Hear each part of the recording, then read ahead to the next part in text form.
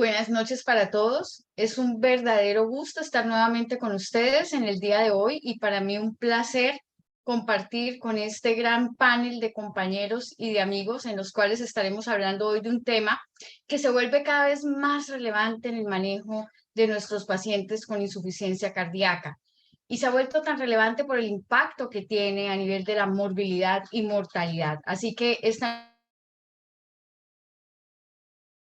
noche hablaremos entonces de la congestión en falla cardíaca, manejo de la congestión de la falla cardíaca, y esto es un update de la A a la Z. Me acompañan hoy la doctora María Juliana Rodríguez, internista, cardióloga, especialista en insuficiencia cardíaca y trasplante cardíaco, líder del programa de falla cardíaca y trasplante de la Fundación Cardioinfantil. María Juliana, y nuestra presidenta, por supuesto, del capítulo de falla cardíaca. Bienvenida, María Juliana.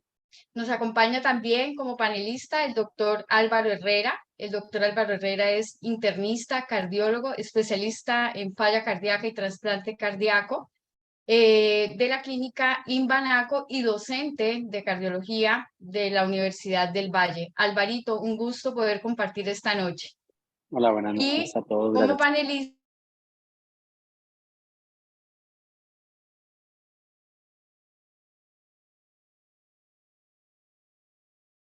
gracias, nos acompaña muy conocido por todos ustedes, cardiólogo de la Clínica Chayo. Verdaderamente es un gusto y por supuesto no faltaba más que mi gran compañero y amigo, ¿cierto? El doctor Ángel García. Ángel, buenas noches, internista, cardiólogo, jefe del Departamento de Cardiología del Hospital San Ignacio y jefe del programa de cardiología de la Universidad Javeriana. Es un gusto, Ángel, poder compartir este debate en el cual tenemos estos tres grandes panelistas y que creo que tenemos muchas preguntas para empezar a debatir. Buenas noches, Ángel. Bueno, Erika, gracias por la presentación. Un saludo para todos y pues qué rico estar acá compartiendo con grandes amigos. Y bueno, hoy hemos decidido modificar un poco lo que hacemos usualmente, arrancar con presentaciones, es más un conversatorio porque este tema ha cambiado y ha cambiado de forma significativa. Así que lo primero es invitar a todos que nos están oyendo por redes sociales, en Zoom, a que vayan haciendo sus preguntas a medida que vayan escuchando la discusión, porque realmente cambiaron unos conceptos que realmente todos aprendimos. Quizás cuando la gran mayoría de nosotros estaba en la universidad y nos decían falla cardíaca, automáticamente todos pensamos en edemas, en estertores, en hígado grande, en ascitis, y eso lo denominamos hoy en día congestión. Y pues sí, uno está congestivo y pues es el perfil más frecuente del ingreso a los pacientes con falla cardíaca en urgencias, pero el problema es que todos interpretamos la congestión de forma muy diferente. Y resulta que la congestión realmente mata, y mata más de lo que uno se imagina. Así que tenemos a grandes expertos en el tema, así que yo voy a comenzar con algunas preguntas que parecen sencillas y invitamos a que se arme la discusión, pasen cosas básicas y lo vamos poniendo más complejo. Así que para los panelistas, que yo sé que al final van a terminar discutiendo, solo tienen que levantar la mano y yo les voy a dar la palabra para que hagan la réplica, no se interrumpan, para que no peleen. Eso le aplica para María Juliana, que le gusta pelear. Pero arrancamos con la definición. Álvaro, definición actual de congestión. ¿Cómo definimos la congestión en este momento en falla cardíaca? Porque una cosa es decir está hinchado, o está con estertores, o está en edema pulmonar, o está incurgitado. Pero ¿cómo decimos este paciente realmente está congestivo? Gracias, buenas noches a todos. Nuevamente un honor compartir estos espacios con todos ustedes, con amigos y con todas las personas que nos están acompañando hoy en la noche. Bueno, hoy es una pregunta bastante compleja porque entendiendo la ruta desde el fenómeno inicial hemodinámico con el incremento de la presión en cuña, y esto digamos que podría ser como el inicio del momento en el que la presión en cuña está por encima de los 18 milímetros de mercurio, hay un fenómeno retrógrado o corriente abajo que se produce desde la congestión intersticial pulmonar a la congestión propiamente alveolar, y todo el fenómeno sistémico que involucra pues la congestión en todos los órganos intraabdominales, y al final el fenómeno periférico que vemos nosotros de forma florida. Digámoslo, diciéndolo desde el punto de vista de la ruta, digamos que le podemos decir así como la ruta de la congestión, el fenómeno inicial lo vamos a explicar hemodinámico.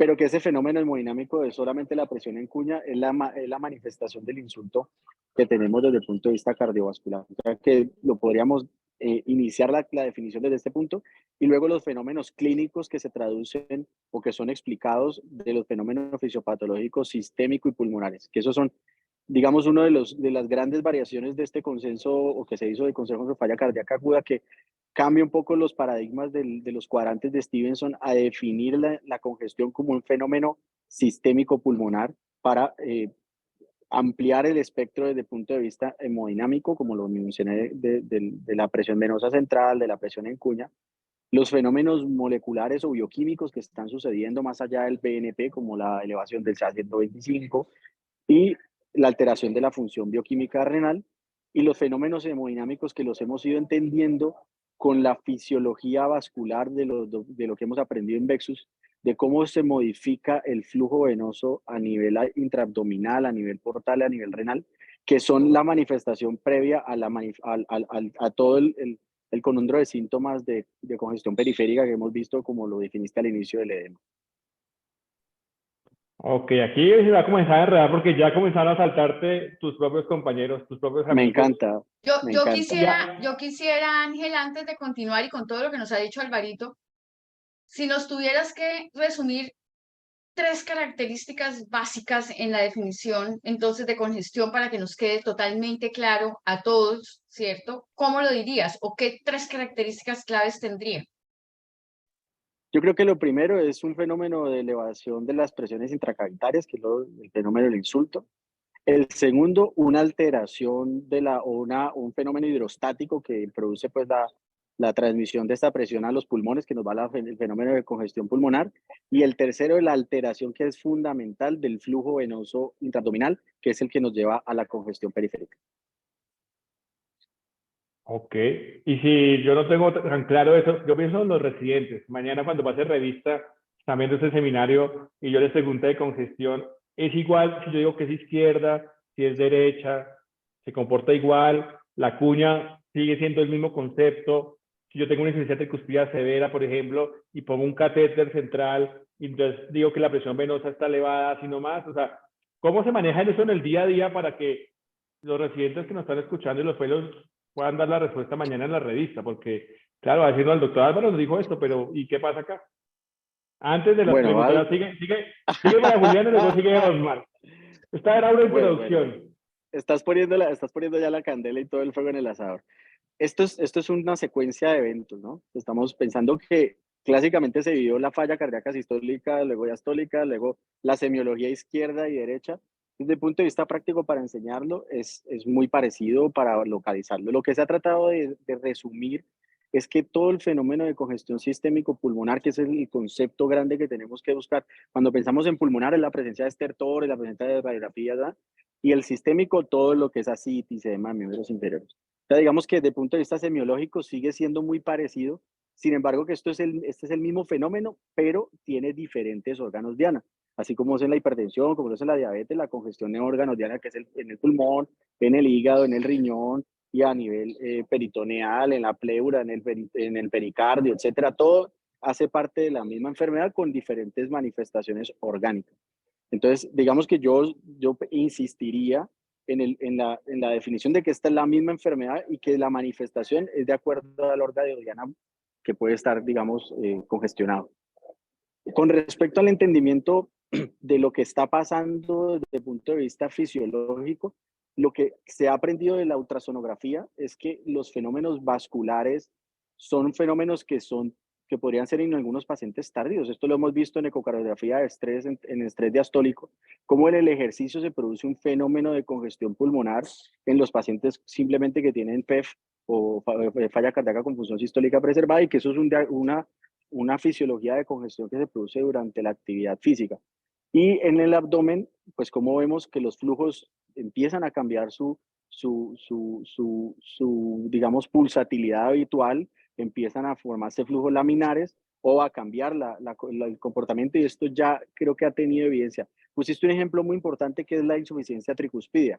Clásicamente hemos entendido que la insuficiencia tricuspidea severa pues siempre va a tener la cava dilatada en su gran mayoría, y eso lo definíamos como hipertensión venosa.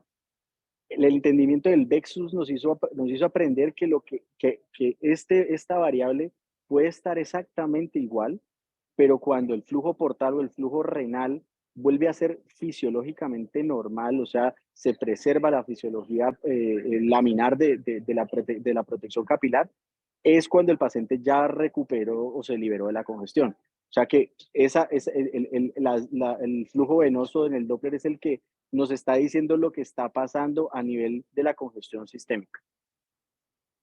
Bueno, vamos a soltarlo y vamos a ver cómo van las preguntas acá, cómo cae, porque todo se comenzó a calentar. Doctora María Juliana, cortico, por favor. Sí, perdóname Álvaro, pero te dijeron que definieras congestión, no que hicieras todo el capítulo. Uno tiene que tener claro que para definirlo y la definición de congestión original es hemodinámica. O sea, claramente uno define por incremento de presión de aurícula derecha, por presión capilar pulmonar, o sea, congestión, ¿sí? Es tanto así que todas las estrategias diagnósticas que utilizamos utilizan ese gol estándar para saber sensibilidad y especificidad de todo lo que tú mencionaste.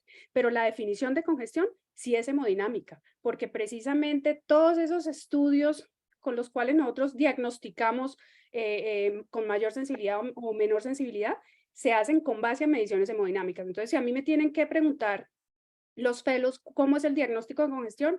El diagnóstico de congestión es hemodinámico, pero como no todos tenemos un Swan-Ganz para hacer mediciones y poder interpretarlas en el caso de los pacientes, probablemente nos acerquemos con algunas estrategias diagnósticas que tengan mayor sensibilidad y especificidad y probablemente utilicemos multiparámetros para poder hacer el diagnóstico de que este paciente sí está evidentemente congestivo, a pesar de que no pareciera tan fácil al examen físico. Cuando el examen físico es claro, pues digamos que no existe esa duda diagnóstica, pero en todos los pacientes no es así, precisamente por lo que Ángel mencionaba, de que la congestión puede ser solo intravascular o puede ser intravascular intersticial, que reconocemos es la intersticial, o que la podemos tener en cuenta, o sea, la podemos clasificar teniendo en cuenta qué signos presenta para ver si es derecha o izquierda, pero creo yo que definitivamente la definición es hemodinámica.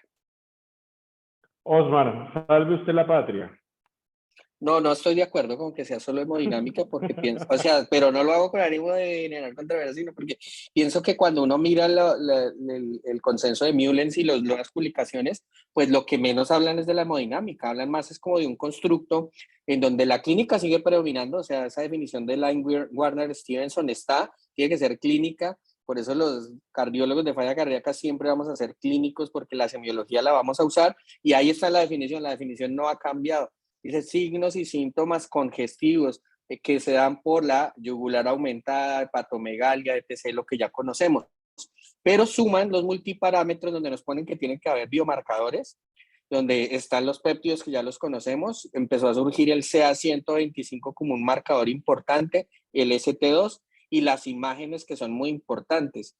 De hecho, las imágenes prácticamente en este momento se están poniendo ahí dentro de los pilares fundamentales para ver una cava dilatada, para ver líneas B, todo lo que nos mencionó ahorita Álvaro al inicio sobre Vexus, y cada vez menos ya nos hablan de la parte de ser invasivos, o sea, prácticamente lo invasivo ha quedado para territorios donde definitivamente yo no sé por qué mi paciente se está comportando como se comporta, tengo dudas a pesar de que lo estoy tratando con diferentes monitorizaciones y yo no llego a un diagnóstico. Es muy raro hoy en día que utilicemos un Swan-Ganz para eso, pero puede pasar porque hay pacientes con una disnea de etiología no clara que son difíciles de diagnosticar y llegamos hasta allá.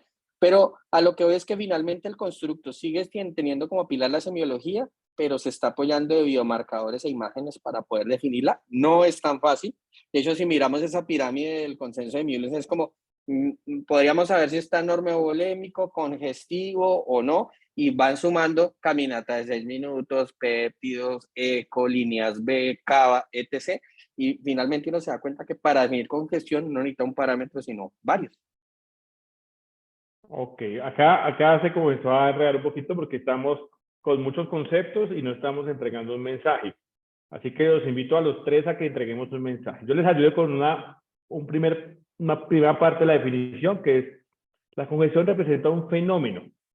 Y ese fenómeno, básicamente, tiene un componente que es el incremento de las presiones intracavitarias, que conlleva a alteraciones en los flujos, alteraciones en las presiones y, finalmente, un fenómeno florido semiológico que es el que conocemos de forma tradicional. Lo que tenemos que entrar a evaluar posteriormente es cómo hacemos ese diagnóstico, con qué velocidad lo podemos hacer, porque en falla cardíaca la clínica llega tarde y podemos determinar que uno esté congestivo sin que esté como el pez globo, pues que sea tan evidente que pues, no haya duda que esté congestivo. Así que, si estamos de acuerdo todos que es un fenómeno que conlleva estas fases, posiblemente el primer mecanismo es un mecanismo celular, eso es para los que nos están escuchando, de disfunción mitocondrial, donde el primer fenómeno es un fenómeno de disfunción energética del miocito, que conlleva que no se pueda adaptar a esa injuria. Llámese aumento de la presión, llámese el daño valvular, llámese lo que le haya pasado a ese ventrículo, a ese corazón. Como no se pudo adaptar, obviamente tiene unos fenómenos neuromorales grandísimos y posteriormente se comienzan estos fenómenos, llamémoslos hemodinámicos, de presiones que conllevan el cambio final. Ya el proceso de cómo hacemos el diagnóstico lo hacemos ahorita. Pero creo que dejemos ese concepto claro. No sé si con eso podemos llegar a un acuerdo entre Osmar, Álvaro y María Juliana. Álvaro, te doy la palabra porque la pregunta inicial fue para ti. No, yo creo que has resumido el consenso del fenómeno insulto inicial hemodinámico y el fenómeno progresivo que se va generando desde el punto de vista corriente abajo que le estaba mencionando inicialmente, pero yo creo que resumiste bien la postura de los tres. Ok, Álvaro está de acuerdo, María Juliana. Yo quiero aclarar algo porque Osmar mencionó, no es que yo esté diciendo que todos los pacientes hay que medirles esto. Una cosa es la definición de congestión y otra cosa es que esa definición se ha utilizado para utilizar millones de gold estándar, incluyendo la clínica, para poder llegar al diagnóstico de congestión que está en el 95% de los pacientes. Entonces, son cosas diferentes. Una cosa es cómo hago el diagnóstico y otra cosa es cómo defino la congestión. Pero estoy de acuerdo con Ángel. Yo quería hacerles una pregunta porque han estado hablando obviamente y tenemos en cuenta la clínica, las medidas, los parámetros, y aquí hay algo que quiero que quede muy presente para las personas que nos están escuchando. Hemos hablado y hay una pregunta en el auditorio y es, o sea que los criterios de Stevenson ya no se utilizan en la clasificación de la congestión aguda. Esta pregunta está buena, esta pregunta es candela en este momento. Yo creo que cerremos, Erika, si quieres, la pregunta de la definición. Si todos estamos de acuerdo, creo que el mensaje puede ser claro y luego seguimos de cómo medir la congestión, que esa va a ser otra pregunta difícil. Entonces, ¿cómo medir la congestión? Álvaro, tienes la mano levantada, ¿tienes alguna réplica de último momento? No, ya la quité. Ah, bueno, sí, porque no digan que no les dimos la réplica. Vamos a la segunda pregunta, que esa es para Osmar, que ya se metió con la forma de medición. ¿Cómo medimos congestión? Porque al final contamos lo de Stevenson, prometido al que hizo la pregunta, vamos a contestar lo de Stevenson, que le adelanto que la respuesta es sí, porque es súper sencillo, es más fácil de hacer, pero tiene más detalles ahora, ya no es solo como Stevenson insuficiente, no, ya tiene más detallitos. Pero Osmar, ¿cómo medimos congestión? Porque ya sabemos el fenómeno, ok, es un fenómeno. Ahora, ¿cómo lo mido? Bueno, muy bien, pues eso es, digamos que la primera pregunta entre definirlo y medirlo a veces es complejo, por eso hablamos yo creo que los tres de diferentes parámetros y Ángel pues nos ayuda a redondear, pero yo creo que para medirlo volvería a mi respuesta inicial, la clínica sigue siendo importante y los cuadrantes de Stevenson siguen vigentes por eso, porque para medirlo necesitamos la clínica. Lo que pasa es que nuestra medición clínica a veces puede fallar y por eso los cuadrantes de Stevenson siguen vigentes, lo respondo y lo apoyo, pero no nos podemos quedar solo con ello, porque yo podría tener un paciente con edemas, voy a decir solo un ejemplo de edemas, y decir que eso es falla cardíaca, pero resulta que no, ese paciente tiene un nefrótico, tiene problemas linfáticos, venosos. Entonces realmente para medir la congestión y estar con un poquito más de certeza de que esto es secundario a insuficiencia cardíaca, ahí volvería a la multimodalidad, que creo que los tres la hemos mencionado, los cuatro, que ha sido con biomarcadores, o sea, yo me debo apoyar de ellos para más el constructo clínico, donde ya tenemos los péptidos natriuréticos que están en las guías, que están ya dentro de los diferentes consensos, que lo tenemos disponible en Colombia, que deberíamos pedirlo siempre en los servicios de urgencias y hospitalización para ayudar a apoyar el diagnóstico, y tenemos las imágenes, obviamente, porque tenemos el eco, donde vamos a mirar cómo está la fracción de eyección, las aurículas, el tamaño, si hay derrames, etc. Vamos a ver la cava, si está dilatada, etc. Y vamos a ver qué tanto tiene ese paciente de capacidad funcional, que lo podemos también preguntar para tratar de determinar la clase funcional, o se pueden hacer caminatas de 6 minutos, bueno, como lo podamos determinar en el contexto adecuado y lo que tengamos de métodos. Entonces, para medir la congestión, ahí sí realmente necesitamos lo que se está haciendo en el mundo, que es utilizar la multimodalidad. No nos podemos quedar con un solo parámetro porque quedaríamos muy cortos. O los péptidos que tendrían un falso positivo, raro, pero puede pasar, claro, porque tenemos varias etiologías que lo pueden elevar. O si tengo solo la imagen, pues también me quedo corto porque puede haber otra explicación de por qué la cava está dilatada, por ejemplo. O si me quedo solo con la clínica, pues puedo fallar. Entonces, realmente, para medirlo, tengo que usar actualmente los 3 parámetros, clínica, imágenes o biomarcadores, y de acuerdo a ese constructo puedo decir si verdaderamente mi paciente está congestivo secundario a insuficiencia cardíaca. Osmar, tú has hablado y ya lo han mencionado y creo que ese es el punto para que nos aclares un poco más o nos hables brevemente del CA 125 y qué tan asequible lo tenemos en las instituciones, qué tanto lo estamos usando, qué tan asequible está, porque definitivamente es una ayuda supremamente importante, ¿cierto?, en el seguimiento de estos pacientes, en diagnóstico y seguimiento de estos pacientes. De acuerdo, de acuerdo. Pues primero lo tenemos, porque realmente pues es un biomarcador que se empezó a utilizar en oncología. Entonces, para cáncer de ovario y otros ginecológicos, pues se está usando. O sea, nosotros creemos que el CA 125 como que falta que llegue a Colombia y no, lo hemos tenido hace mucho tiempo. Empezaron haciendo estudios, uno es el CHANS, que es como uno de los más conocidos, y el punto de corte era 35, ya ahorita hay unos puntos de corte incluso más altos. Y es muy interesante porque a veces tenemos efusiones en diferentes serosas y le echamos la culpa a falla cardíaca como primera opción. Y puede ser que sea neoplásico, puede ser que sea por un paciente con nefrótico, etc. Entonces, cada vez que un paciente tenga efusión, hay una buena correlación con la elevación del CA 125, donde más se está aplicando a nivel mundial y los españoles tienen unas buenas publicaciones acerca de eso, es en ese paciente congestivo que tiene alguna efusión, porque se libera a partir de esas células mesoteliales que pueden producirlo. Entonces nosotros ahí ya tendríamos una mayor especificidad de que mi cuadro congestivo es más, por eso lo podríamos usar.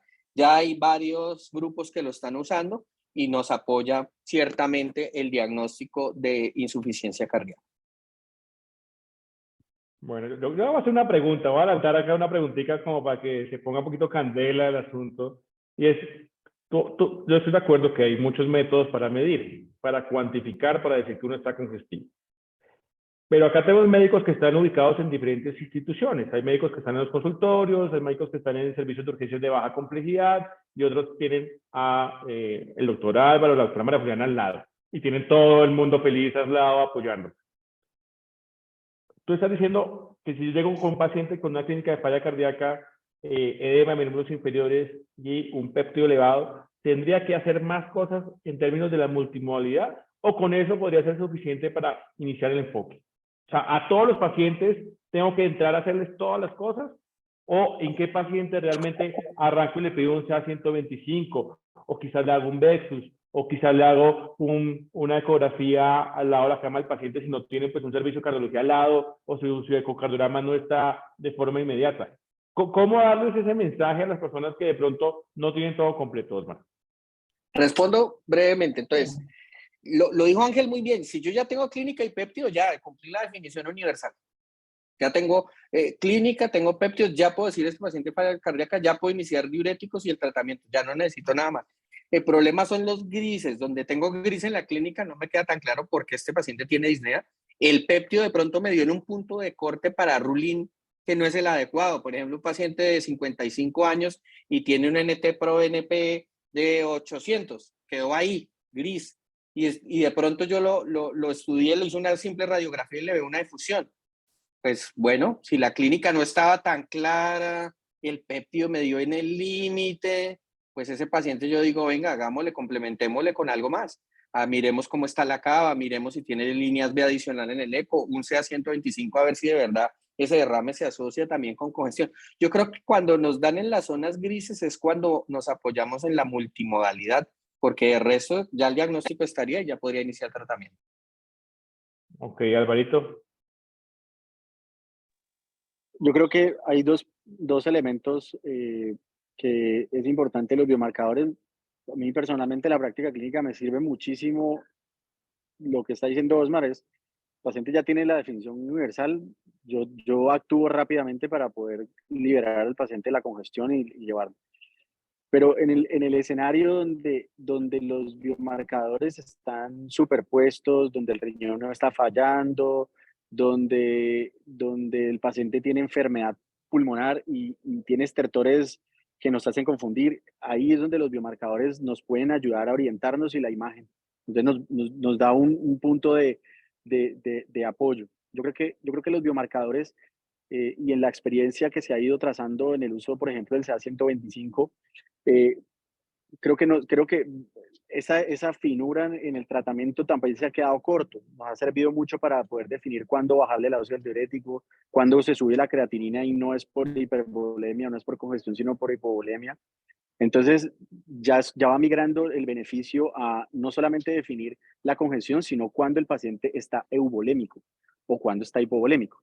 Entonces, ahí estos elementos nos han servido muchísimo. Yo creo que hay que rescatar también la albuminuria, porque la albuminuria tiene el mismo comportamiento del CA125. O sea, la forma del glucocálix que se afecta en la nefropatía congestiva tiene la forma de elevación muy parecida al CA125 y en los cuartiles se comporta muy parecido. O sea, una persona que tiene un CA125 negativo es posiblemente que tenga, sin daño renal intrínseco, una albuminuria menor a 30. Entonces, estos biomarcadores tienen esa capacidad de podernos decir con una buena capacidad diagnóstica de decir el paciente está seco. Porque cuando está congestivo, pues no nos va a decir qué tan congestivo está, simplemente en una respuesta dicotómica, ¿vale? Hay algo muy importante para tener en cuenta y para que le dejemos claro a la audiencia y son los puntos de corte de los biomarcadores, los puntos de corte entre agudo y crónico. Osmar, por ejemplo. Bueno, esa está muy buena. Ahorita les voy a copiar aquí la referencia bibliográfica más reciente, porque tuve la oportunidad de estar en una conferencia con el doctor Anthony Valles y él ya lo hizo, ya lo publicó, creo que lo compartimos al interior del grupo de Falla hace poco, ahorita lo dejo para la audiencia. Él dejó unos puntos para agudo y crónico que se los voy a leer, el NT-proBNP, que es el que más se está usando porque tiene mayor área bajo la curva ROC de sensibilidad y especificidad. Entonces, si estamos en el servicio de urgencias o si estamos con un paciente ambulatorio, pueden cambiar un poquito. Entonces, rule out o descartar urgencias, agudo, menos de 300. Si digan menos de 300, piensen en otra causa de disnea. Esto es EPOC, esto es otra causa. Luego vamos a mirar rulín, o sea, los que ya me meten en lo que lo más probable es que estos péptidos sean por falla cardíaca descompensada. Si tienes menos de 50 años, mayor a 450 picogramos por mililitros. Entre 50 y 74 años, el doble de eso, o sea, más de 900. Y mayores de 75 años, el doble de eso, o sea, más de 1800. Eso es el rulín. O sea, lo más probable es que como relaciona mi clínica con estos péptidos elevados es de acuerdo a la edad. Descarte, menos de 300. Y que yo diga que lo incluyo, y lo más probable es que sí, rulín por la edad, como lo acabo de mencionar, los puntos de corte. Los que tienen mayor riesgo de mortalidad, rehospitalizaciones y eventos adversos, los que nos lleguen a urgencias con un péptido mayor a 5000. ¿Listo? Y la zona gris es todo lo que me dio entre esos valores que los dije por edad. Por ejemplo, dije para menores de 50 años mayores a 450 y me dio 400. Entonces el doctor Valle dice complemente con otras pruebas eco y otros biomarcadores. Eso era en urgencias. En agudo, en paciente de consulta externa, el rule out o descarte es menos de 125. Menos de 125, considere otra causa. Este es un EPOC, este es un paciente desacondicionado, lo que usted quiera. Busque una causa pulmonar. Y en paciente que ya le dé más de 125 viene lo que es relevante, porque yo no había visto estos puntos de corte. Esta es la publicación del doctor Valle. Menos de 50 años, más de 125, que ya lo conocíamos. Entre 50 y 74 años, el doble, más de 250. Y mayores de 75 años, el doble de eso, más de 500. Y alto riesgo de eventos adversos y peor pronóstico en paciente ambulatorio si yo lo encuentro con más de 2000. Y zona gris, vuelvo a un ejemplo, me dio en un paciente de 55 años un péptido de 220. Complemente con otras pruebas, con otros marcadores, con otras pruebas que nos puedan ayudar a afinar el diagnóstico en esos pacientes ambulatorios. Se está enredando el asunto porque estamos metiendo mucha cosa acá con muchos marcadores. A ver, María Juliana, ¿usted está de acuerdo en que metamos todos esos puntos de corte, sí o no? Hacemos una parte básica clínica que sí es obvia, arrancamos y seguimos, o completamos proceso diagnóstico antes de arrancar tratamiento. ¿Cómo lo ve? ¿Cómo lo ve? Porque anda muy callada. A ver, no, pues es que tú me callaste. No, no. A ver, no, los puntos de Siga corte. así, la sacamos. Siga así, ¿Sí la yo? sacamos. Ya empezó, ¿no? No, los puntos de corte hay que tenerlos en cuenta y me parece genial que Osmar nos haya mostrado estos puntos de corte de la última publicación que está buenaza.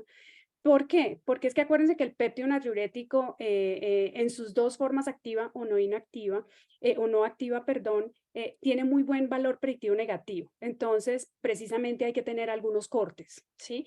Porque en los positivos, ¿sí? Ese es el problema. Entonces, probablemente los puntos de corte nos acerquen a esas sensibilidades y especificidades que los van a llevar probablemente a ustedes al diagnóstico, y lo más fácil es que los saca ustedes rápidamente del diagnóstico. Pero sí, los puntos de corte son específicos y en esas zonas en las cuales hay todavía incertidumbre, yo creo que las nuevas adiciones, teniendo en cuenta su comparador, el gol estándar que viene siendo la hemodinamia, porque precisamente por eso se da sensibilidad y especificidad de todo lo adicional que se coloca para el diagnóstico, empieza a servir en esos campos. Pero yo les quiero dejar en el ambiente esto, ¿sí? Porque aquí, claro, como tú mencionaste, Ángel, hay gente que trabaja en millones de sitios y clara, la definición de insuficiencia cardíaca es súper clara para acercarnos al diagnóstico. Podemos tener, digamos, algunos inconvenientes en algunos pacientes que tienen otras características y nos toca utilizar otras estrategias, pero lo mete de una vez en el paquete para que ustedes vayan actuando rápidamente. Pero, Ángel, esta es para ti y te voy a preguntar eso. ¿Siempre es un subrogado de congestión el péptido? Porque estamos hablando de congestión. Entonces no vamos a empezar a algunas cosas. Entonces dime si siempre es un subrogado de congestión, porque pareciera que nos llevan siempre a pensar que es un subrogado de congestión. Y pues los que manejamos insuficiencia cardíaca, ahora sí me voy en el grupo de todos los que manejamos insuficiencia cardíaca, hablamos de péptido seco, péptido húmedo, y eso realmente, el péptido seco probablemente no es congestión, probablemente es estrés de pared. Entonces te devuelvo la pelota. No se puede ponerse brava María Juliana porque comienza a ponerse así rueda. Para mí los péptidos son como un adolescente incomprendido, como la doctora María Juliana cuando se pone brava porque tiene de largo y de ancho ese tema. Entonces hay varios aspectos fundamentales. Primero, el péptido está diseñado para que lo utilicen como el valor predictivo negativo. ¿Verdad? De ahí es donde uno tiene certeza que lo que está haciendo funciona y funciona bien, porque uno no debería tener un péptido elevado en sangre. Ya los puntos de corte es otro negocio para mejorar algunos aspectos desde el punto de vista de sensibilidad y especificidad. Confíen en un péptido negativo. Cuando uno tiene un péptido positivo, ahí comienza a haber muchos problemas, porque lo que busca la sensibilidad y especificidad es si uno llega a un diagnóstico o de congestión, o un diagnóstico de falla cardíaca, o un diagnóstico de disfunción sistólica o de disfunción diastólica. Así son los estudios iniciales. Pero lo que comenzaron a encontrar después, que eso es una parte muy bonita, que esas preguntas haces para los felos, es el péptido lo han intentado ajustar por todas las variables que a ustedes se les ocurra. Está el péptido ajustado por edad, está el péptido ajustado por sexo, está el péptido ajustado por masa ventricular, que es el de los que más me gusta, porque si cuando uno no tiene mucha masa ventricular, incluso cuando ya están en fases dilatadas finales, uno no eleva mucho péptido porque ya el estrés de pared no, hay un delta de estrés de pared que es súper interesante. Así que buscan muchas formas de lograr mejorar la precisión del péptido porque ya se masificó su uso. Un mensaje muy importante, ahorita Osmar me ayuda a ver cómo lo ves, es si yo tengo un péptido positivo, el primer mensaje que le debe quedar claro a las personas es que ese paciente tiene estrés de pared, ¿sí? No es igual a congestión, tiene estrés de pared. Ese estrés de pared significa que hay cosas que yo le puedo mejorar. Le puedo mejorar el control de la presión, el control del volumen, la frecuencia cardíaca, el beta bloqueador, el manejo neuromoral, puedo hacer muchas cosas. No siempre es igual a que esté congestivo, pero si yo tuviera un péptido en la zona gris, que es donde hay muchas dificultades de cómo acomodar ese valor de péptido, claramente si yo refino la búsqueda de congestión, pues voy a encontrar posiblemente congestión. Entonces ya les digo que el punto gris es el punto en donde el péptido no te lo dice todo, pero te abre el panorama. Y esa búsqueda más estricta, hacerle, por ejemplo, una ecografía pulmonar, cosas relativamente sencillas, automáticamente nos lleva a entender que el péptido solo es una parte, una ficha, una parte de la historia, una parte del rompecabezas. ¿Que es muy rápido llegar ahí? La respuesta es sí, es muy fácil cuando está elevado. Cuando es negativo, está fácil. El problema son las zonas grises de positividad débil. Entonces, creo que tenemos que ser muy cuidadosos con los pacientes, pero el mensaje es que ese péptido anormal, ese péptido débilmente positivo, es estrés de pared. La pared está respondiendo, o sea, el ventrículo está sometido a estrés. Y eso tiene que llevarlo a uno a tomar algún tipo de respuesta. Si tiene duda y no es clara la clínica, está confundido, utiliza los parámetros. De hecho, nos están haciendo una pregunta, Osmar, que veo que la quería contestar el doctor Heiner. Le damos un saludo especial a Heiner en este momento. Es, bueno, ¿qué hacemos si nos llega un paciente con un péptido positivo o un CA125 al consultorio? ¿Qué hacemos con eso? A ver, ¿cómo lo ves, Osmar? Sí, lo que pasa es que estos biomarcadores, por lo menos en los estudios que están publicados, ha sido más de paciente con falla cardíaca descompensada, o sea, el escenario ha sido más del paciente agudo. Digamos que pedirlo en consulta externa, pues muy raro que uno, en ese contexto no lo he visto publicado, lo he visto más en el paciente descompensado para apoyar el diagnóstico y pues realmente es donde más tiene utilidad.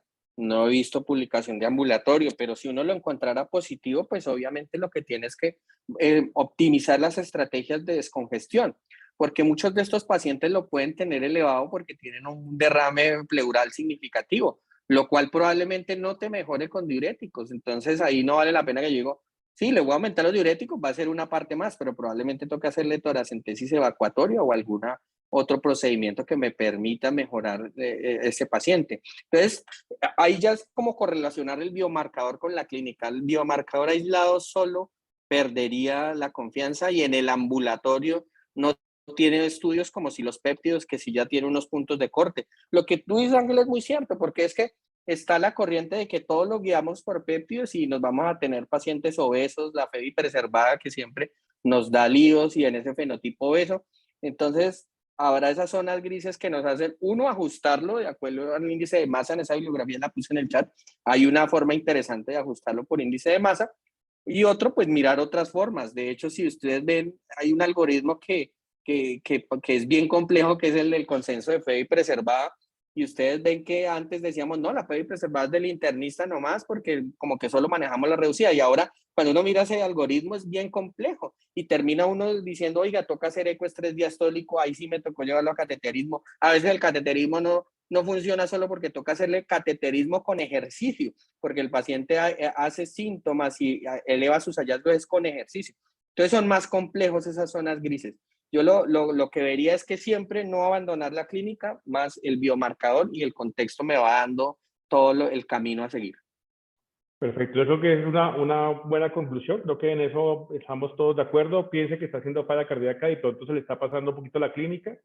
Nos están pidiendo que repitas los valores. Creo que podemos compartir la publicación por el chat, Osmar, para que todos los que nos están escuchando pues puedan ver los datos. Y pues, dado que María Juliana me tiró una pregunta, pues María Juliana, usted que es la mayor de todos acá, ¿por qué no nos cuenta qué ha cambiado históricamente en la congestión? O sea, ¿cómo usted que vivió un proceso? Sí, el manejo, usted lo vivió hace mucho tiempo. ¿Cómo ha cambiado? Cuéntanos un poquito de esa historia. ¿Cómo lo ve usted ahorita? ¿Qué tenemos de nuevo?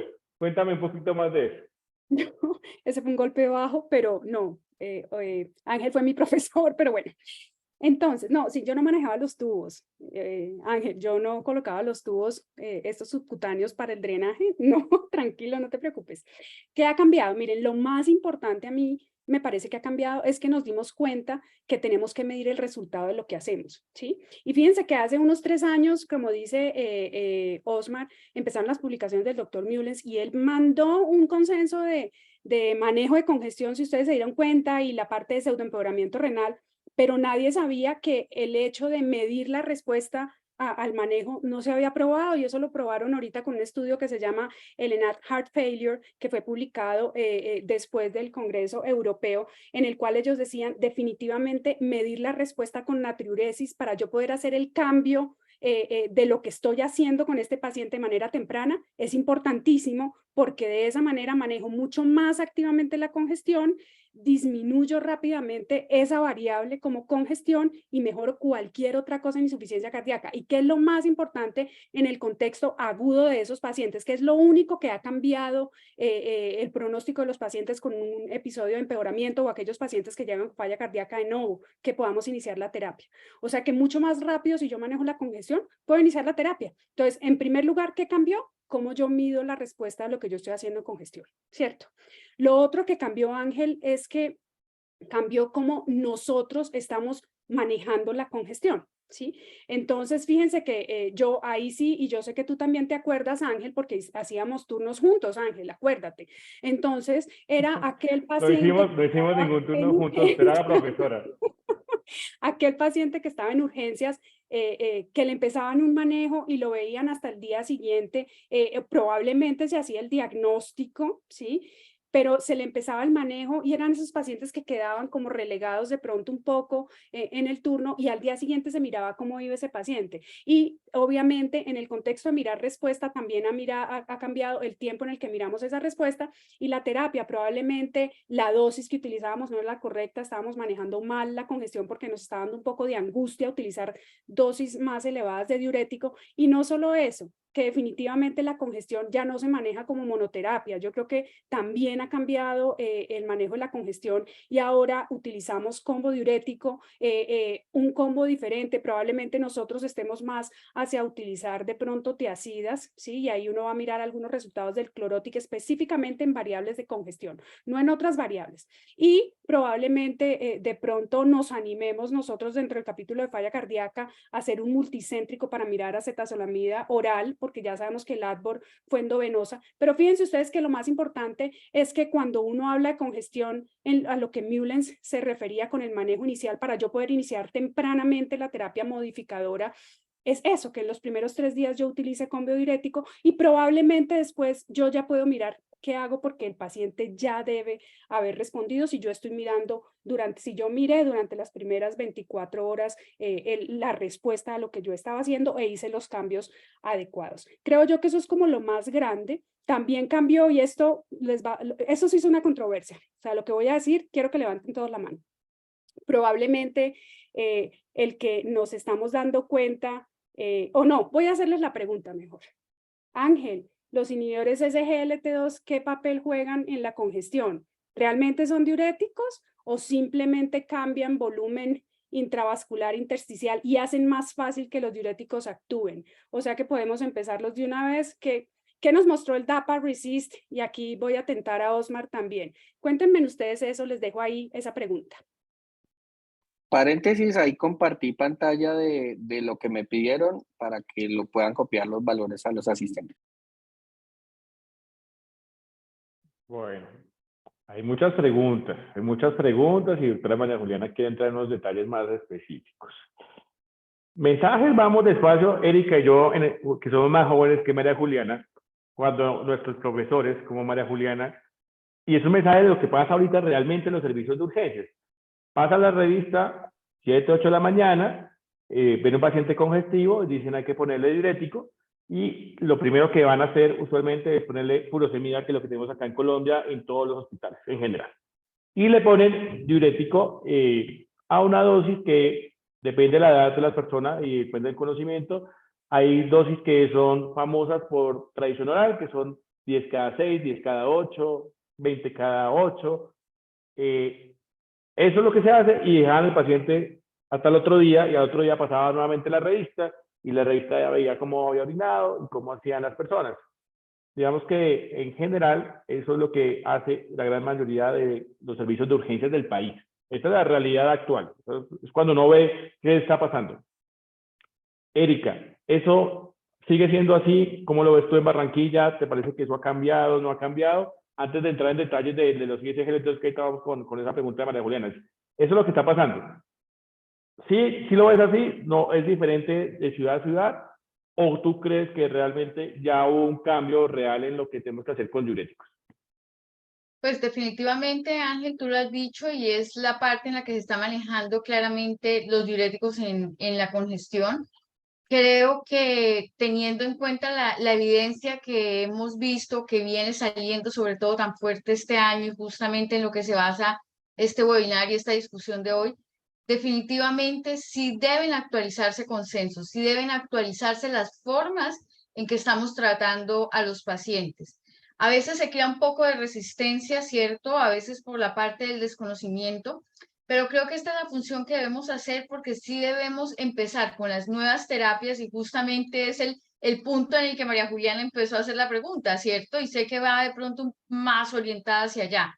Y es cómo vamos a poder optimizar a este paciente, cómo podemos utilizar estas nuevas terapias y definitivamente cómo podemos actualizar este tipo de consensos para el manejo óptimo de nuestros pacientes. Venimos haciendo muchas cosas que se estaban haciendo claramente y que han sido repetitivas, pero eso ya está haciendo ruptura y estamos empezando a trabajar muy de la mano con los nefrólogos para empezar a hacer cosas diferentes. ¿Lo crees, Ángel? Yo creo que en sitios grandes ha habido cambio. Digamos que un mensaje importante es, oiga, el diurético, como dicen, con ganas, temprano y supervisado. Eso es un mensaje importante. Con ganas es que 40-80 en bolo y luego 20 cada 6 y vamos viendo el sodio urinario. Eso no lo hace mucha gente. Sodio urinario toca medirlo, toca tener objetivos de diuresis, objetivos de natriuresis. Pero la pregunta de María Juliana es si uno lo hacía, si el ISGLT2 es un diurético, ¿no? El ISGLT2 para mí es como el 10 del equipo, hace muchas cosas. ¿Diurético? La respuesta es sí, sí es un diurético. Pero no solo es un diurético, es modulador metabólico, ayuda a mejorar el intercambio entre el intersticio y la vasculatura, disminuye el riesgo de realmente hipovolemia intravascular, pero a mí realmente lo que más me gusta es que los ISGLT2 facilitan la acción de los otros diuréticos. O sea, el ISGLT2 ayuda a meter del intersticio, y me disculpan de pronto algunos de mis compañeros cardiólogos que me están escuchando a decir este tan básico, pero ayuda a meter el agua del intersticio al vaso. Y si está en el vaso, la furosemida fluye y evitamos que haga fallo renal y que hagamos realmente la famosa hipovolemia. Así que tratar congestión en falla cardíaca con solo furosemida puede ser un error en este momento. ¿Por qué? Porque uno, y eso lo hemos vivido todos, en algún momento cuando María Juliana era más joven, le ponía diurético durante el fin de semana, llegaba el paciente con creatinina en 1, diurético, diurético, diurético, y le entregaba en la revista del martes con una creatinina en 2 y obviamente menos congestivo. Esto nos pasó a todos, lo hicimos todos, de médicos generales, de internistas, nos pasó. Esto no debe pasar, uno debe proteger el riñón, pero lo protege a través de una estrategia inteligente. Por eso, en algún momento de diuréticos inteligentes era muy interesante porque ellos realmente no hacen no fuerzan la diuresis como lo hace uno con la furosemia, sino logran hacer el traslado, además de que protegen desde el punto de vista metabólico toda la parte de vasculatura. O sea, se vuelve muy interesante, creo que es más complejo de eso. E incluso las estrategias en este momento ya no se contempla como solo furosemia, y es un mensaje importante para todos. La estrategia posiblemente es un diurético de ACA, un ISGLT2, mientras no haya una contraindicación, hay que iniciarlo tempranamente, puedes tener un tiempito de retraso, y incluso puedes contemplar otro diurético adicional si te hace falta, mientras vas haciendo la optimización de terapia, el inicio de otros tratamientos que han demostrado beneficio. Pero María Juliana levantó la mano, así que María Juliana. Y es que, pero ahí quiero decir antes de, porque María Juliana y tiró algo súper fuerte, que era así, ¿y qué opinas del DAPA-RECID, cierto?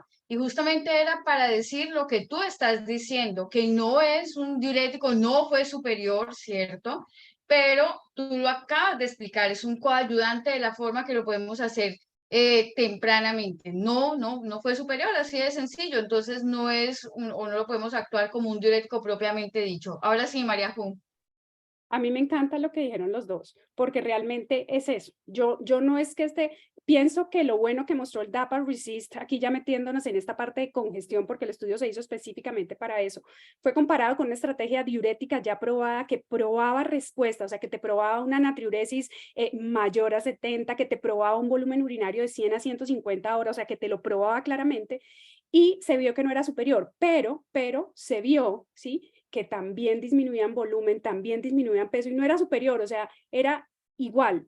O sea, que eso le dice a uno que probablemente el mecanismo de intersticio intravascular es ideal, ¿sí? porque no produce cambios tampoco a nivel de la funcionalidad renal. Y lo más importante es que estás colocando terapia modificadora de la enfermedad tan temprano, porque ahí sí es cuando llega. Este no es, por ejemplo, como en el Soloist Worsening Heart Failure, que era que después de que tú ya tenías la dosis estable de diuréticos, podías iniciarlo para que no hubiera problema. No, aquí es de una. O sea, eso quiere decir que de una es seguro para poder iniciar los inhibidores SGLT2. O sea, eso es un mensaje súper clave en agudo, porque en agudo uno tiene que tratar de utilizar lo que tiene a su mano para impactar en pronóstico. O sea, lo que queremos todos es que estos pacientes se mueran menos y que esos episodios de hospitalización no sean hospitalizaciones complejas. Eso es súper clave específicamente con los inhibidores SGLT2. Me parece a mí que ese estudio fue brutal en eso. Sí, me parece a mí que fue lo máximo.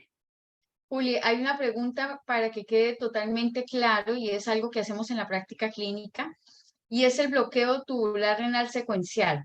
¿Lo estamos haciendo? ¿En qué momento vamos entonces incluyendo cada una de las terapias? ¿En qué momento la hidroclorotiazida? ¿En qué momento la acetazolamida? ¿En qué momento los inhibidores SGLT2? Si ustedes me dejan, yo les voy a compartir algo. No sé si están viendo mi pantalla. Espérenme un Sí, segundo. sí, ya ¿La están aparece. viendo? Espérenme un segundo. ¿La Sí, están viendo? sí. El corazón y el riñón. Sí, bueno, eso es que quiero mucho a mi nefrólogo. Entonces, miren ustedes esto, porque a mí lo de bloqueo, fíjense que nosotros antes utilizábamos el bloqueo tubular, yo digo que tarde, cuando supuestamente bueno, porque esta es otra cosa importantísima. Resistencia a los diuréticos, lo llamábamos antes, yo creo que ahorita que manejamos mejor los diuréticos, sabemos ahí sí cuál es el nicho de resistencia a los diuréticos, y más bien hablemos de eficiencia diurética, que era lo que estábamos haciendo un poco como mal. Pero si ustedes miran acá, ¿sí? Desde el principio nos hablan de que bloquee en 2 sitios. O sea, en 2 sitios. Esto no es primero uno, luego el otro, no. De una, arranque con 2. Arranque con el combo diurético. ¿Cuál utilizar? Nosotros acá en nuestro medio obviamente seríamos distal, nosotros no tenemos acetazolamida endovenosa, tenemos oral. Nos toca verificar realmente la absorción de la acetazolamida oral teniendo en cuenta la severidad de la congestión, porque si no, pues no va a actuar de la misma manera, o mirar la dosis que hay que utilizar, ¿sí? Por eso lo menciono con lo que tenemos acá, y lo que tenemos acá pues son tiacidas, ¿sí? Probablemente las de vida media corta, porque es un episodio de agudización, entonces nos va a tocar utilizar esas para poder rápidamente también desimplementar algún tipo de terapias, pero nosotros estamos siendo un poco más agresivos en el manejo inicial con estos pacientes. Entonces, si la funcionalidad de ese paciente pues está, digamos, normal y el paciente llega muy congestivo, de seguro vamos a iniciar el diurético a la dosis que es el de ASA, probablemente también una tiacida, y probablemente también ya lo tengamos con espironolactona. Entonces ahí yo les diría, pues es que ya, fíjense ustedes, ya lo tenemos ahí bloqueado, ¿sí? Entonces, probablemente la respuesta a esa, nos estamos moviendo a utilizar terapia combinada para ser más claros en el manejo de la congestión, para buscar esos objetivos en el manejo de la congestión, ¿sí? Y probablemente acortar esas hospitalizaciones sacando pacientes sin congestión residual. Si uno mira acá, fíjense ustedes que en los primeros 3 días es terapia combinada. Y esto, Ángel, es el mismo algoritmo que si tú miras el paper que teníamos hoy en el capítulo, en los cómo manejar un episodio de empeoramiento de insuficiencia cardíaca, es esa gráfica súper linda, que es como la gráfica central, traduce esta gráfica del doctor Mullens que él lanzó en el Congreso Europeo. No sé ustedes si tengan algo adicional, ¿cómo les parece? Ángel, levantaste la mano. Estás muy callado, Ángel. Sí, no, es que me parece interesante, pero nos toca aterrizar esta información a nuestra realidad, porque acetazolamida endovenosa no tenemos. ¿Sí? Entonces, digamos que, ¿cómo le digo yo mañana en la revista? Sí, pongamos acetazolamida endovenosa. Profe, aquí no hay. Entonces, digamos que, para explicarlo a las personas que no están tan metidas en el cuento como nuestra profesora María Juliana, la acetazolamida endovenosa tiene un estudio muy bonito, muy importante. Funciona la acetazolamida. Nosotros en Colombia solo tenemos la oral y goticas para algunas cosas de problemas oftalmológicos. No está aprobada en este momento, por lo menos publicado, probado, que funcione la acetazolamida oral. Hay algunas ideas de que lo probemos acá en Colombia, en países latinos, pero todavía no se ha consolidado esa idea. Así que realmente acetazolamida sale de nuestro esquema, realmente. Esto es muy bonito desde el punto de vista académico, pero pues no es la realidad de lo que podemos hacer en los servicios de urgencias o los servicios de falla cardíaca. Así que para la pregunta que está haciendo el doctor Porras, que me parece muy interesante, para mi gusto va furosemida, el ISGLT2, apenas pues, digamos que cuando no haya evidencia de una contraindicación formal, que obviamente son muy rebuscadas, pero arrancaría con esos dos, Y la pregunta que uno tiene que hacerse en la reevaluación es, ¿estoy cumpliendo mis metas en términos de natriuresis y diuresis? Si yo comienzo a orinar, comienzo a hacer balances negativos, comienzo a bajar de peso, comienzo a tener el sodio urinario en las metas y objetivos terapéuticos, vas bien. El paciente está respondiendo y tienes que darte el tiempo para llegar a tu objetivo terapéutico con tu paciente en casos específicos. Si tú crees que, a pesar de que tú vas subiendo la dosis del diurético endovenoso, no logras una natriuresis muy buena o quizás aparece alguna contraindicación, tú podrías considerar el uso de otro diurético. Y ese otro diurético va a variar del estado hemodinámico del paciente, de la creatinina, del potasio, de las otras cosas, y podrías contemplar, si tiene indicación, una espronolactona que tiene un mecanismo de acción específico. Como potencia diurética no es el mejor, pero ayuda, tiene un mecanismo diferente, o una tiacida de las que usted escoja, tiacida light, tiacida de las viejas, tiacida de las nuevas, que podría ser clortalidona, que es PBS en Colombia, nos sirve, podría ser hidroclorotiazida, ¿de acuerdo? O podría incluso considerarse una indapamida. Es para que sepa que el armamentario lo tenemos en el POS, en el PBS, y podrían ser alternativas. ¿Qué pasa? El 90% de los pacientes va a responder a un ISGT2 con diurético DASA bien puesto y bien supervisado. Con eso le va a salir la gran mayoría de pacientes. El que no sale con eso es el paciente que usted debe prender las alarmas. ¿Por qué tengo paciente estancado o que incluso su grado de congestión va empeorando? Abra los ojos, prenda la alarma y diga, algo estoy haciendo mal. O el problema no solo el corazón y el riñón también tiene un problema adicional. Nos pasa, a veces todo va mal y se nos enreda el asunto. Dos, quizás de pronto estás entrando en un terreno donde requiere soporte inotrópico o soporte hipnohidratador, o de pronto estás ya en una fase tan avanzada que lo que requieres es un soporte de asistencia ventricular, un soporte mecánico de asistencia. Tú dices, no, el problema mío es congestión, la función está buena, la función aguanta, eso nos pasa muchas veces. Ok, intente con la doble o triple terapia, des el tiempo. Recuerda que las medidas medias de los diuréticos pueden ser un poco no tan rápidos como la furosemida endovenosa. A veces nos toca 2 o 3 vidas medias de los tiacídicos para ver exactamente el efecto.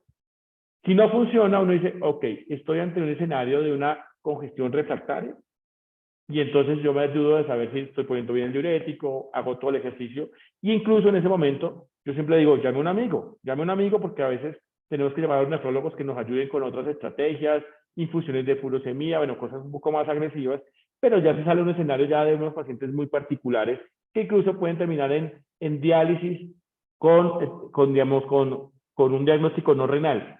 Todo eso nos puede ayudar, o sea, hay muchas herramientas. El mensaje muy puntual es, tienes que descongestionar al paciente, porque si te queda congestivo, el paciente va mal.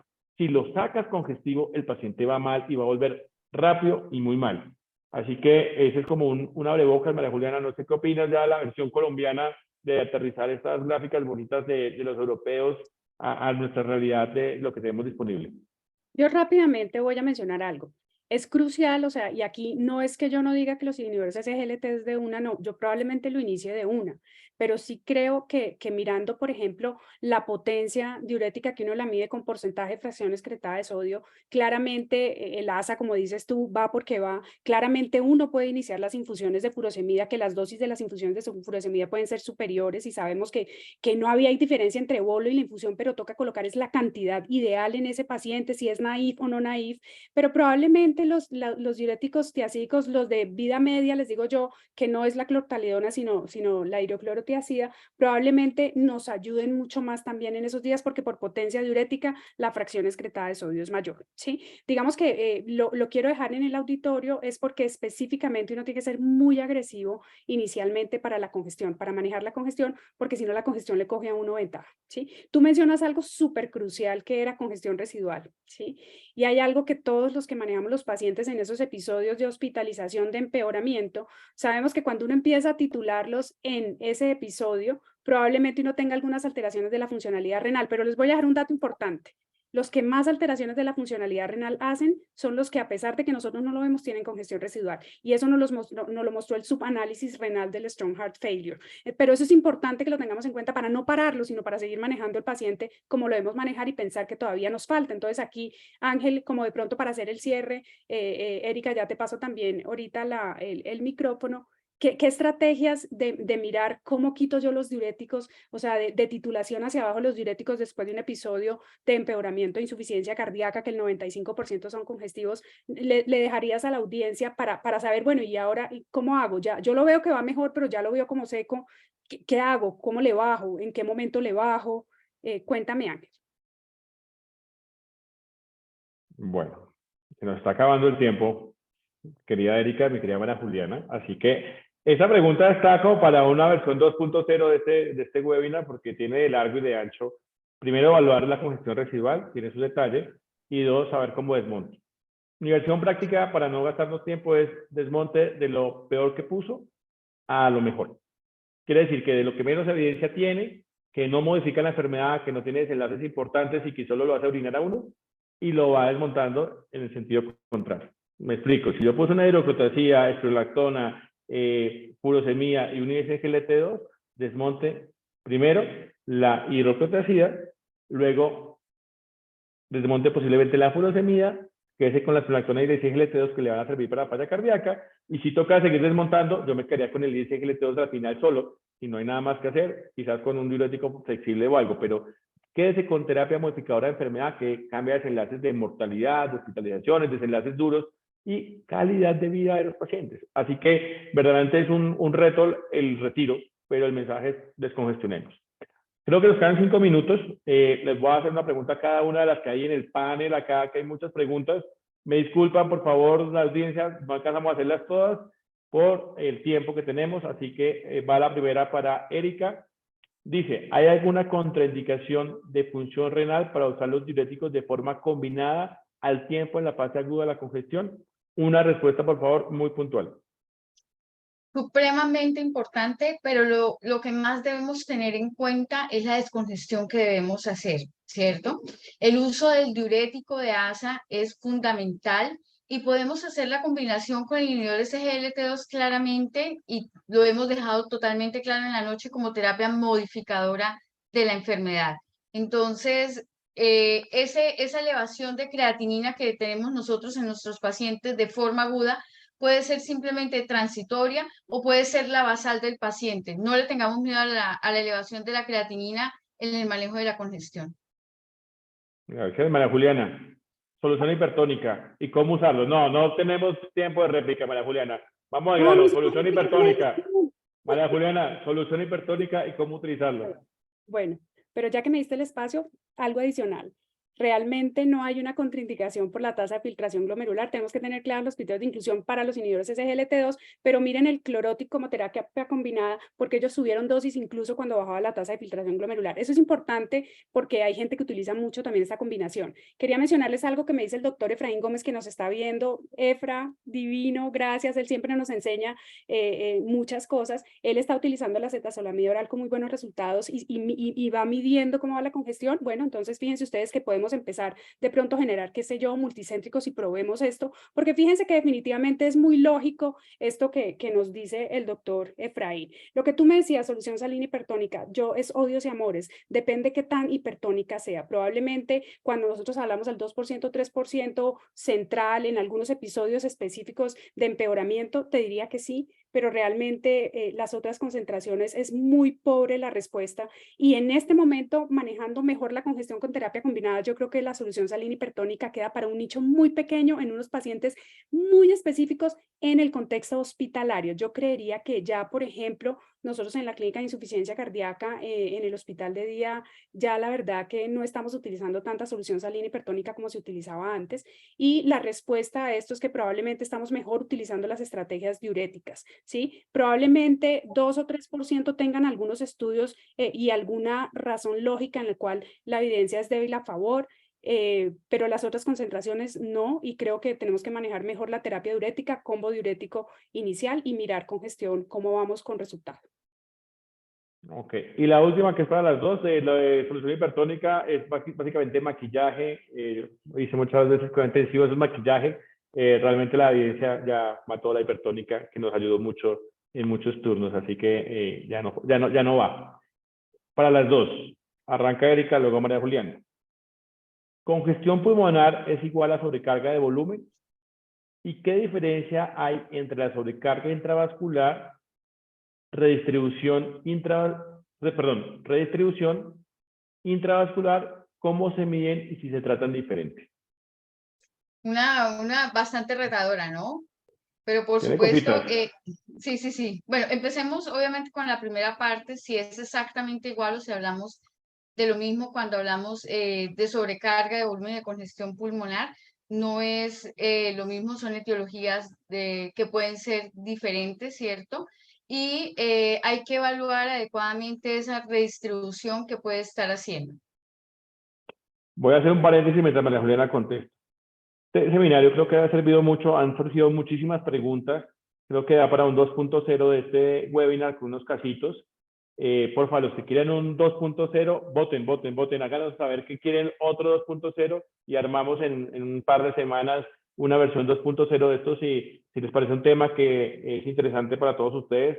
Creo que hay mucha tela donde cortar, así que si les interesa, por favor, por las redes sociales, por los mensajitos, por los chats, háganos saber que les gusta y que lo hacemos en una versión 2.0 con más colegas. María Juliana, redistribución intravascular, ¿cómo se mide si se tratan diferente? Bueno, entonces redistribución intravascular se refiere específicamente al lecho esplácnico, que es lo que nosotros realmente desconocíamos muchas veces en la congestión y todo lo que nosotros no estamos viendo pero que tenemos que medir, ¿sí? Entonces, ¿cómo nosotros lo podemos medir? Pues obviamente el examen físico no nos va a ayudar mucho en la parte intravascular, ¿no? Pero probablemente las otras estrategias y parámetros sí, la ultrasonografía pulmonar sí que nos va a ayudar también el VEXUS, o sea, flujos, definitivamente los flujos renales nos van a ayudar, ¿sí? Entonces yo creo que esos son los pacientes más retadores, los que todo lo tienes tú, digamos, en el vaso y nada te ha salido al intersticio, ¿sí? Esos son los pacientes más retadores porque ellos cambian el volumen de un lado para otro, ¿sí? Y ahí es cuando tenemos más problemas para hacer, digamos, la definición de congestión y saber qué severidad tiene, pero probablemente el manejo es exactamente igual. O sea, yo tengo que manejar la congestión porque a final de cuentas está dentro de la definición de congestión. Ok, bueno, va analizando un mensaje máximo de 30 segundos cada uno para finalizar. Creo que los chats reventaron en que sí quieren una versión 2.0, así que un mensaje de 30 segundos cada uno. Para el doctor Fuentes, yo sé que hacia dónde va la pregunta, el concepto de impedenciometría para hacer las definiciones de la redistribución intersticio intravascular y cómo funcionan son posiblemente la respuesta hacia donde va a dirigir toda la investigación en este momento en congestión en falla cardíaca. De hecho, los dispositivos, muchos wearables que están ahorita en pruebas, lo que están utilizando son diferentes mecanismos de impedenciometría para comenzar a ver lo que es congestión capilar, intersticial y cómo es la dinámica del flujo y de intercambio entre los dos compartimientos. Porque parece que el secreto, además de todo lo que hemos hablado, es que posiblemente nosotros tenemos unas características de ese intercambio de presiones que posiblemente están mediadas por unas funciones fisiológicas que se vuelven muy interesantes. Así que es un mundo interesante, se lo dejo para que explore esa parte y creo que en el 2.0 podemos seguir hablando, pero es un tema muy interesante. Erika, 30 segundos, mensaje final. Definitivamente el manejo de la congestión ha venido cambiando en los últimos años. Necesitamos nuevos consensos y necesitamos trabajar de la mano el cardiólogo y el nefrólogo. Y de ahí lo que se viene en el futuro, que son las unidades cardiorrenales, que vienen a impactar definitivamente en este tipo de pacientes. María Juliana. Varias cosas, 30 segundos. De manejo agresivo la congestión. Verifiquen la respuesta a la congestión con lo que tengan al lado. Probablemente no van a tener siempre el sodio urinario y van a tener algunos falsos positivos del sodio urinario con lo que viene ese paciente y el tiempo en el que lo hacen, utilicen el volumen urinario y cómo va su paciente en funcionalidad renal. Si el paciente sigue congestivo y la función renal va subiendo, síganle manejando la congestión. No nos angustie el cardiorrenal porque se maneja y se maneja fácilmente realmente. Y utilicen terapias combinadas desde el inicio. Terapias combinadas desde el inicio. Y si una de esas terapias combinadas incluye que ustedes inicien la terapia modificadora o alguna parte de la terapia modificadora rápidamente, háganlo porque eso es lo único que cambia el pronóstico de los pacientes con un episodio de empeoramiento de insuficiencia cardíaca. Bueno, yo creo que agradecerles a Osmar, a Álvaro, Erika, María Juliana por el espacio. Creo que es una discusión muy interesante, llena de muchos aprendizajes para todos. Va a haber un 2.0. Claramente vamos a hacer un 2.0. Vamos a traer, yo creo que un nefrólogo para darle candela. Vamos a hacer unos casitos clínicos así como enredados con las definiciones, como para ponerlo en la práctica todo lo que hablamos.